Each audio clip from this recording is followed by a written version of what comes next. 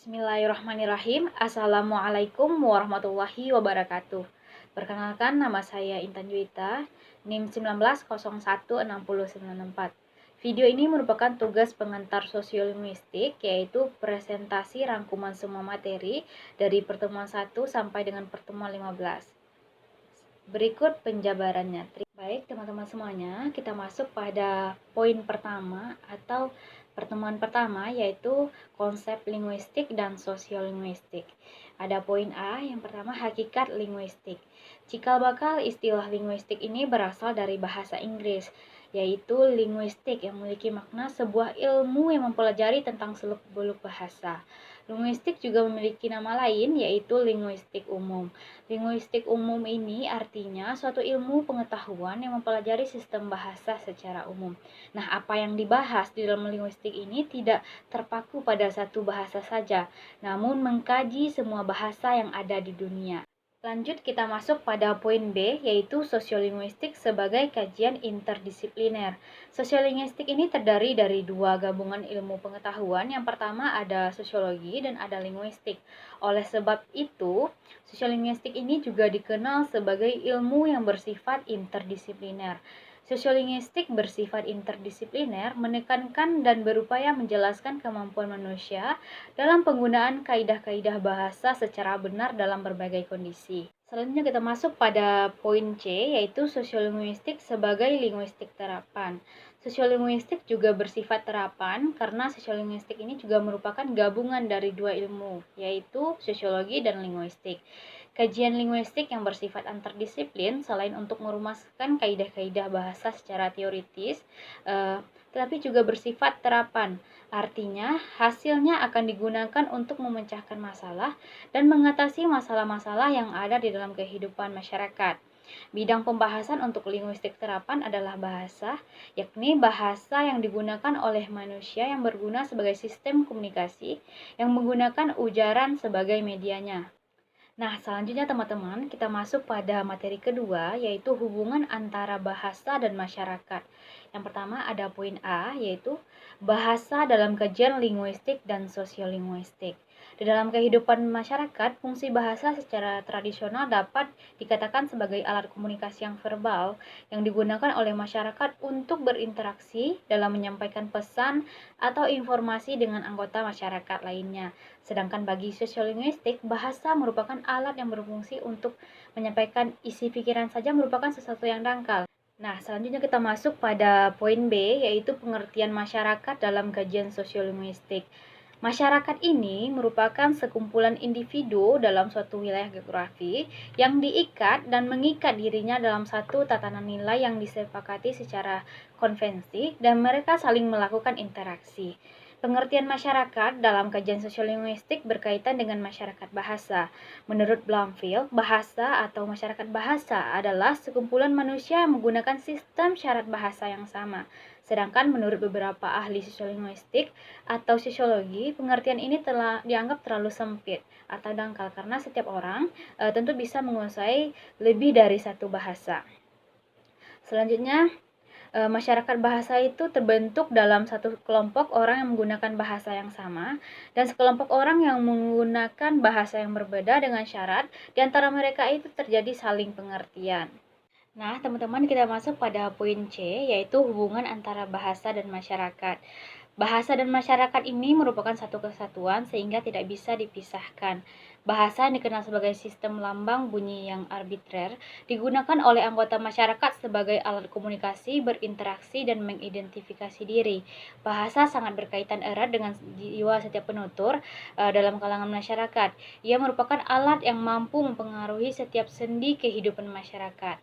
Hubungan bahasa dan masyarakat ini adalah adanya hubungan bentuk-bentuk bahasa yang dikenal dengan nama ragam atau dialek yang bertujuan untuk fungsi-fungsi tertentu dalam sebuah kalangan masyarakat.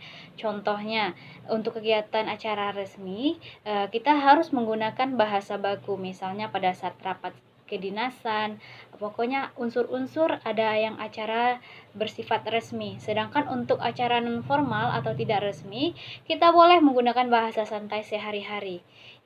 Selanjutnya pada saat mengadakan acara seni, kita akan dituntut untuk menggunakan bahasa sastra. Penggunaan bahasa harus tepat, baik, dan benar. Penggunaan bahasa yang benar adalah penggunaan bahasa yang sesuai dengan situasi dan kondisi. Sedangkan selanjutnya juga hubungan bahasa dan masyarakat juga diumpamakan seperti keterkaitan api dan asap, karena bahasa tidak akan tercipta tanpa ada masyarakat, begitupun sebaliknya. Oleh karena ini, penggunaan bahasa juga bergantung pada konteks budaya suatu masyarakat. Semakin beragam kebudayaannya, maka akan semakin beragam pula jenis variasi bahasanya. Nah, selanjutnya kita masuk pada poin D, yaitu sosiolinguistik dan sosiologi bahasa. Sosiolinguistik mengkaji hubungan bahasa dan masyarakat yang mengkaitkan dua bidang yang dapat dikaji secara terpisah, yaitu struktur formal bahasa oleh linguistik dan struktur bahasa oleh sosiolinguistik dan struktur masyarakat oleh sosiologi. Pada akhir tahun 1960-an, istilah sosiolinguistik ini baru berkembang.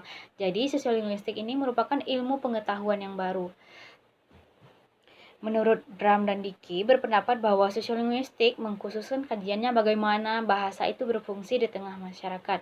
Mereka juga mengatakan bahwa sosiolinguistik berupaya menjelaskan kemampuan manusia menggunakan aturan-aturan bahasa secara tepat dalam situasi-situasi yang bervariasi.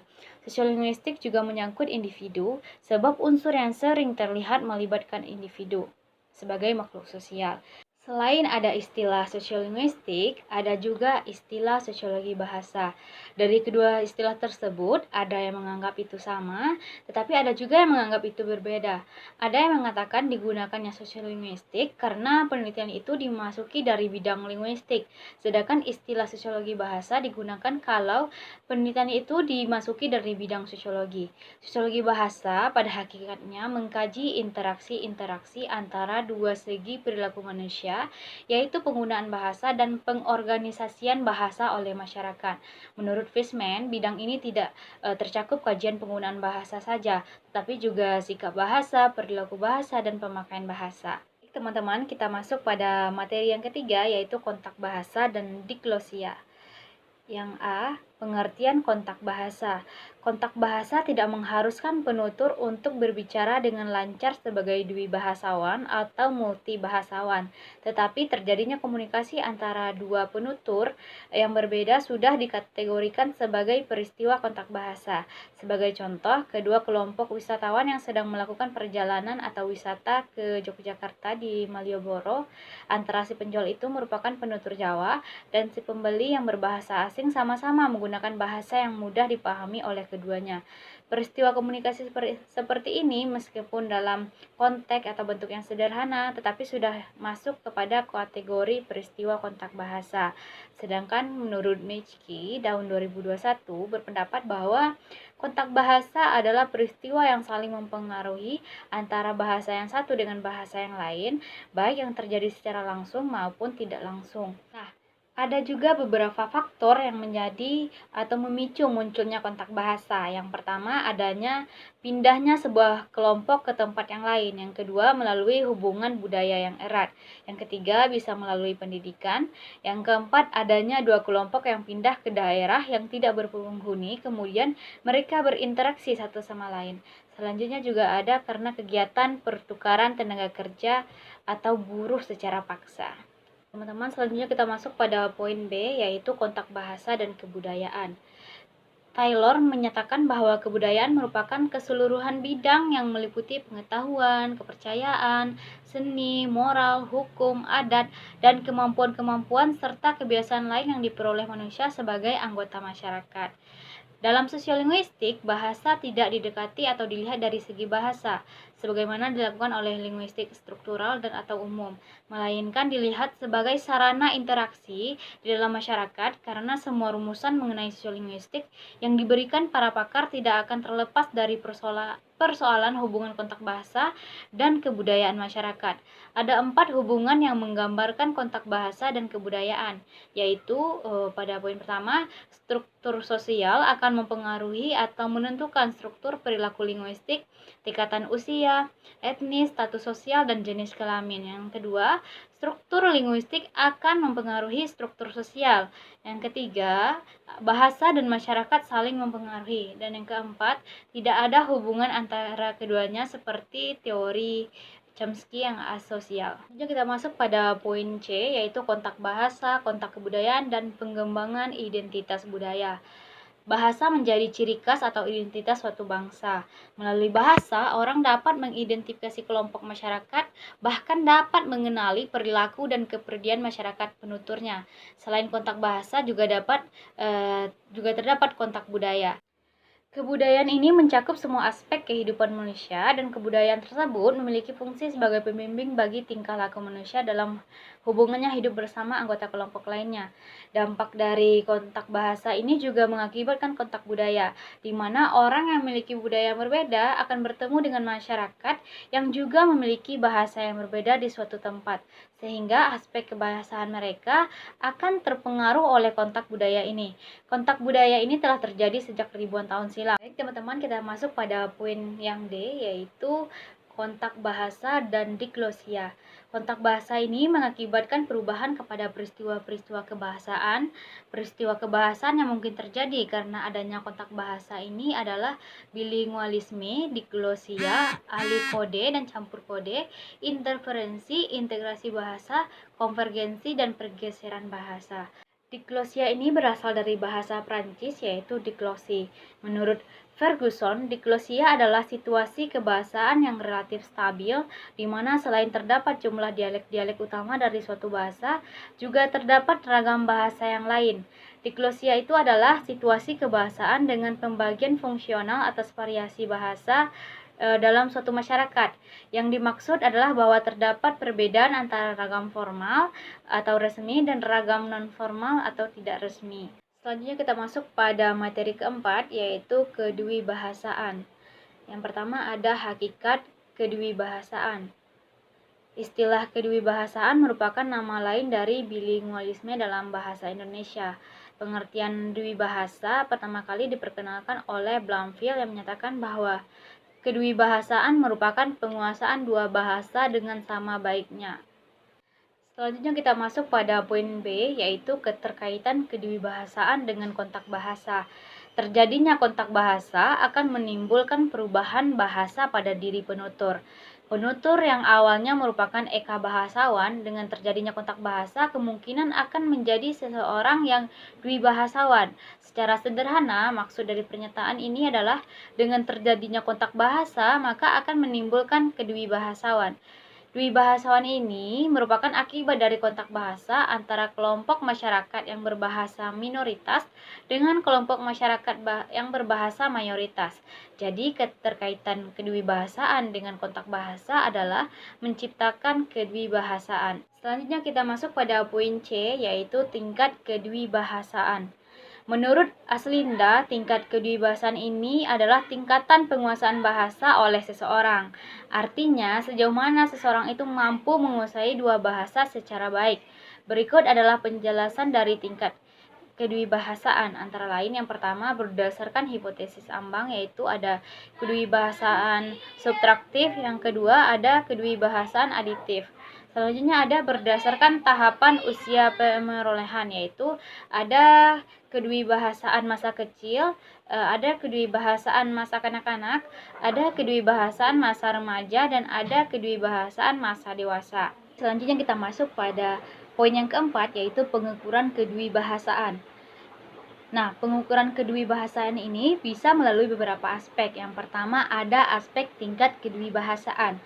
Tingkat kedwibahasaan ini merupakan sejauh mana seseorang mampu menjadi seseorang dwibahasawan atau sejauh mana seseorang itu mampu mengetahui bahasa yang dipakainya.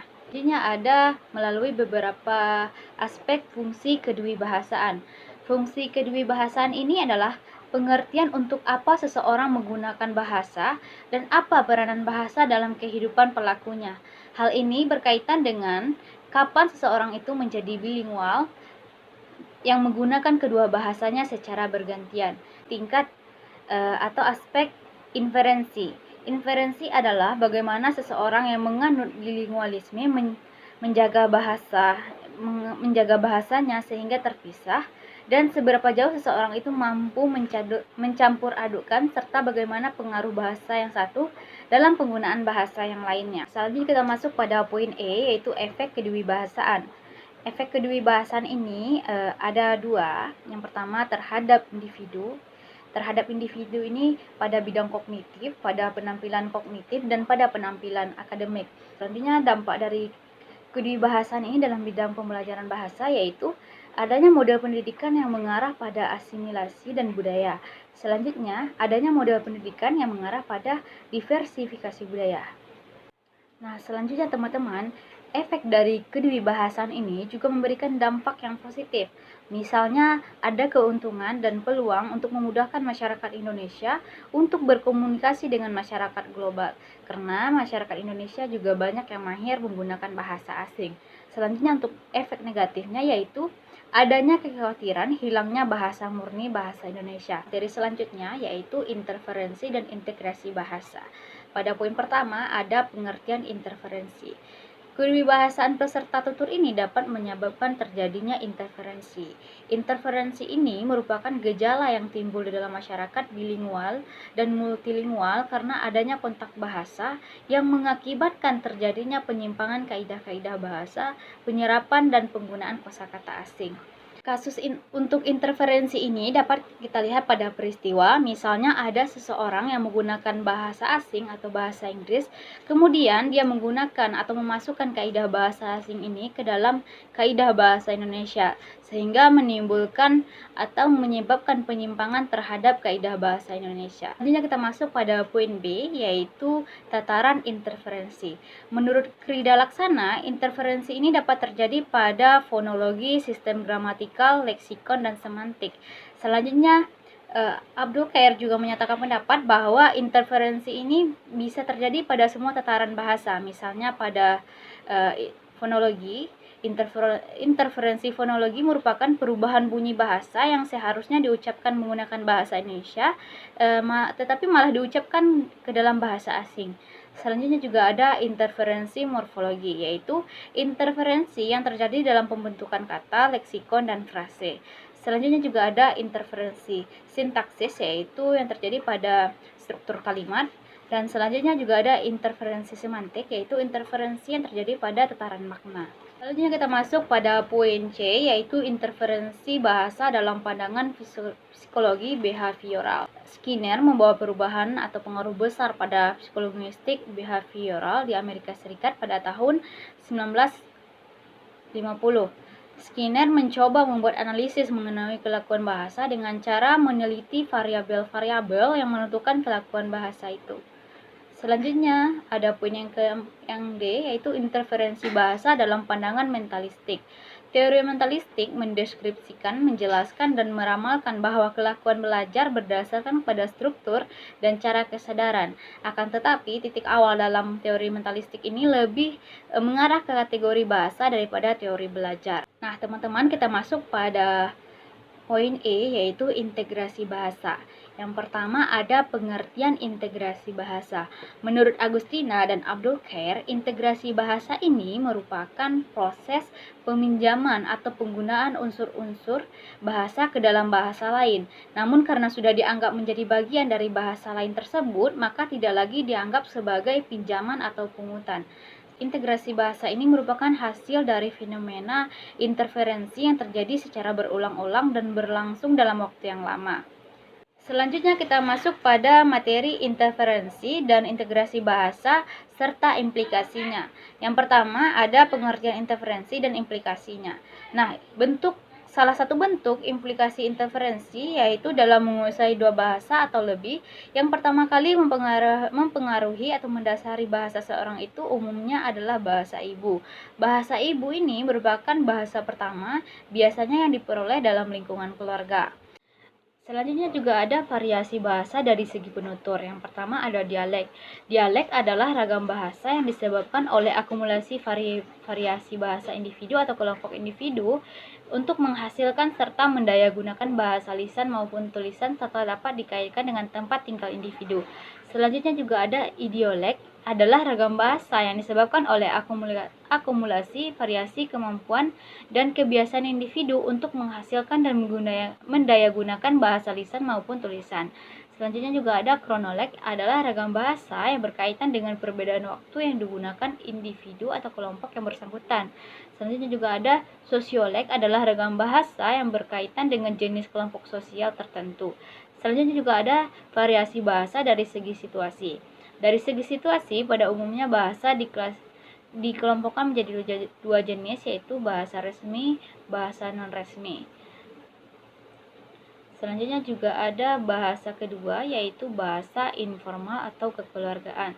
Selanjutnya juga ada variasi bahasa berdasarkan struktur bahasa. Yang pertama ada bahasa ibu, ada bahasa daerah, ada lingua franca, ada bahasa nasional, ada bahasa negara, dan ada bahasa pengantar. Baik teman-teman, kita masuk pada materi sikap bahasa, pemilihan bahasa, dan pembakuan bahasa. Poin pertama ada pengertian sikap bahasa. Sikap bahasa adalah posisi mental atau perasaan terhadap bahasa sendiri atau bahasa orang lain. Sedangkan Gavin dan Matthew merumuskan 3 ciri sikap bahasa yang merupakan bentuk sikap positif terhadap bahasa. Yang pertama, kesetiaan bahasa yang mendorong masyarakat suatu bahasa mempertahankan bahasanya dan apabila perlu mencegah adanya pengaruh dari bahasa lain. Selanjutnya juga ada kebanggaan bahasa yang mendorong orang mengembangkan bahasanya dan menggunakannya sebagai lambang identitas dan kesatuan masyarakat. Selanjutnya ada ciri yang ketiga, yaitu kesadaran adanya norma bahasa yang mendorong orang menggunakan bahasanya dengan cermat dan santun, merupakan faktor yang sangat besar pengaruhnya terhadap perbuatan, yaitu kegiatan menggunakan bahasa, yaitu language use. Selanjutnya kita masuk pada pengertian pemilihan bahasa.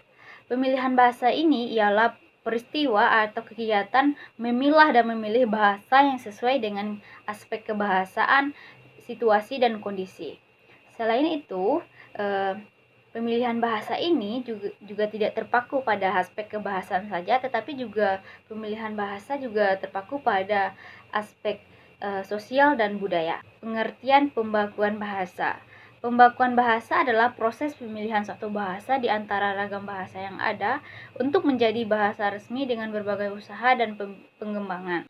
Selanjutnya kita masuk pada materi lanjutan dari sikap bahasa, pemilihan, dan pembakuan bahasa. Yang pertama ada struktur linguistik bahasa baku. Kata atau bahasa baku adalah kata yang penggunaannya sudah sesuai dengan kaidah atau pedoman bahasa Indonesia yang telah ditentukan. Pengertian lain dari bahasa baku adalah sebagai kata yang sudah benar dari segi aturan maupun ejaan kaidah bahasa Indonesia. Berikut juga ada ciri-ciri dari bahasa baku. Yang pertama, bahasa baku tidak dapat berubah setiap saat.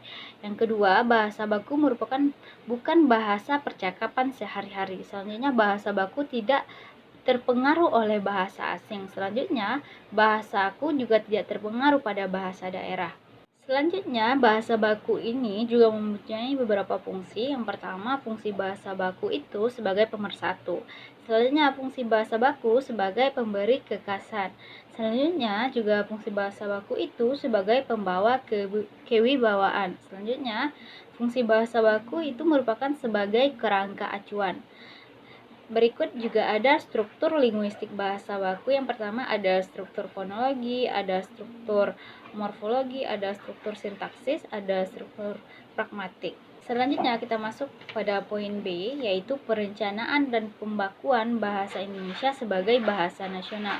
Pembakuan bahasa Indonesia sudah cukup lama berlaku, yaitu sejak tahun 1972 dilaksanakan dengan keputusan Presiden Republik Indonesia nomor 52 tahun 1972 dan keputusan Menteri Pendidikan dan Kebudayaan pada tanggal 28 Oktober tahun 1972 nomor 156 garis miring P garis miring tahun 1972. Pembakuan bahasa Indonesia ini dimaksud agar terjadinya pemakaian bahasa yang cermat, tepat, dan efisien bagi masyarakat Indonesia. Langkah yang dilakukan pemerintah adalah menetapkan kaidah berupa aturan yang tepat di bidang ejaan, kosakata, tata bahasa, dan peristilahan. Adapun langkah yang ditempuh dalam usaha pembakuan bahasa Indonesia ini ialah kodifikasi, elaborasi, dan implementasi. Kodifikasi dalam Kamus Besar Bahasa Indonesia bermakna pencacatan norma yang telah dihasilkan oleh pembakuan dalam bentuk buku tata bahasa seperti pedoman lafal, pedoman ejaan, pedoman pembentukan istilah atau kamus. Teman-teman, kita masuk pada materi terakhir, yaitu pendayagunaan sosiolinguistik dalam pembelajaran bahasa Indonesia. Poin pertama yaitu ada penggunaan sosiolinguistik dalam metode pembelajaran bahasa beraliran behavioristik. Nah, metode pembelajaran bahasa itu adalah rencana pembelajaran bahasa yang mencakup pemilihan, penentuan, dan penyusunan secara sistematis bahan yang akan diajarkan. Selanjutnya, pendayagunaan sosiolinguistik dalam metode pembelajaran bahasa itu sangat penting. Menurut aliran behavioristik, semua perilaku termasuk tindak balas atau respon yang ditimbulkan oleh adanya rangsangan stimulus. Tokoh dari aliran ini ialah John Watson, yang di Amerika dikenal sebagai Bapak Behaviorisme. Teorinya menekankan perhatian pada aspek yang dirasakan secara langsung pada perilaku kebahasaan serta hubungan antara stimulus dan respon pada dunia sekelilingnya. Jika rangsangan telah diamati dan ketahui, maka gerak balas dapat pun diprediksi. Watson juga menegaskan menolak pengaruh naluri dan kesadaran terhadap perilaku. Jadi, setiap perilaku dapat dipelajari menurut hubungan stimulus dan respon. Selanjutnya, teman-teman, kita masuk pada poin B, yaitu pendayagunaan sosiolinguistik dalam metode pembelajaran bahasa beraliran mentalistik. Salah satu metode pembelajaran bahasa yang didasarkan atas psikologi mentalistik adalah metode komunikatif yang juga dikenal sebagai pendekatan komunikatif. Secara mendasar, selain dipengaruhi oleh psikologi mentalistik, pendekatan komunikatif juga didasarkan atas linguistik transformasional yang dipelopori oleh Chomsky. Kaum mentalis berpendapat bahwa pemerolehan bahasa pada manusia tidak boleh disamakan dengan proses pengenalan yang terjadi pada hewan.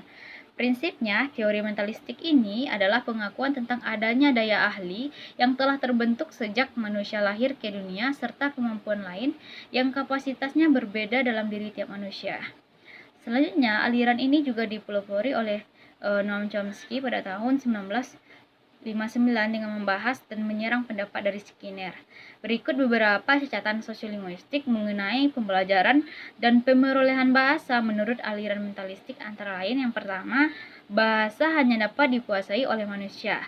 Selanjutnya, perilaku bahasa adalah sesuatu yang diturunkan. Selanjutnya, pemerolehan bahasa berlangsung secara alami. Selanjutnya, pola perkembangan bahasa sama pada berbagai macam bahasa dan budaya. Selanjutnya, setiap anak sudah dibekali piranti penguasaan bahasa sebagai bawaan dari lahir yang antara lain meliputi yang pertama, kemampuan membedakan bunyi bahasa dengan bahasa-bahasa lain. Selanjutnya, kemampuan menyusun bahasa menjadi sistem struktur. Selanjutnya, pengetahuan yang mungkin dan tidak mungkin diterima dalam sistem linguistik. Selanjutnya, aliran mentalistik tidak setuju menyamakan proses belajar manusia dengan yang terjadi pada hewan. Manusia memiliki akal dan pikiran yang kompleks, sedangkan hewan hanya mempunyai naluri. Selanjutnya, belajar berbahasa tidak hanya sekedar latihan mekanis seperti yang ditonjolkan teori behavioris, melainkan lebih kompleks dari itu. Selanjutnya, ada beberapa teori yang tergolong dalam aliran mentalistik ini, misalnya teori tata bahasa universal, teori monitor, dan kognitif.